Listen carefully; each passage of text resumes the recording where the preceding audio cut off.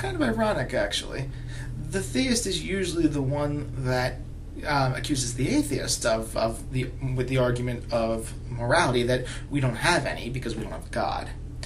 And when you insert objective in there, that we have no objective moral reasoning, is really the theist that doesn't have that, not the atheist. Because the atheist is objective in their moral reasoning. The atheist uses facts, which is what I defined before, as being objective, not doing some type of interpretation based on your holy book and stating that this has to be what it is. Actually using facts. Now, don't think that I'm going to be calling religious people immoral, but what I will say is that certain aspects of religion can lead to immoral beliefs and immoral behavior. And we can use objective moral reasoning to show this.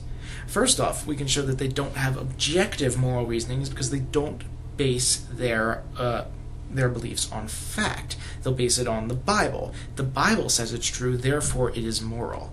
The Bible says that gays are an abomination, therefore it's okay to discriminate against them. Now, I think that no one on YouTube shows this any better than our good friend Jesus Freak. Also, Arizona, Florida, Arkansas, they approved a measure banning unmarried couples from serving as adoptive or foster parents. This is very, very important because this shows that the Pulse of America still puts a heavy value on family. Family in the Christian ideal version of what family is. That is a husband and a mother raising children. A father and a mother, that's what I meant to say. Or husband and a wife. Not two fathers or two mothers, or a single mother or a single father. Oh, and let's not forget this one. I want to talk about my feelings on abstinence-only programs and why I believe they're so effective. You see, it's these sort of things that come from a very biblical source that lead to a lot of pain and suffering in this world. It's this.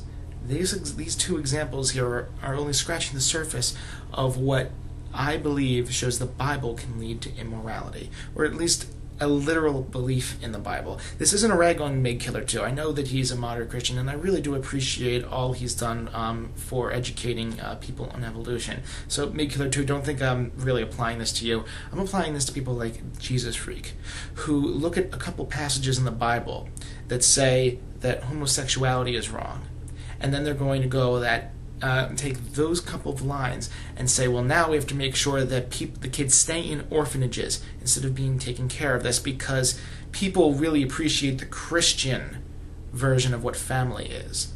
Because only the Christian version of family is the one that can have any success with a child. It's either that or an orphanage, or being passed around through foster homes for their entire life, despite evidence that people that stay in orphanages and foster homes are not nearly as well off as children that are raised by gay and lesbian couples, or raised by single-parent families, because that was put into the ban as well. And then there's also abstinence-only education, which Jesus Freak is obviously a proponent of. This is very dangerous, this abstinence-only education program, because it allows extra teen pregnancies.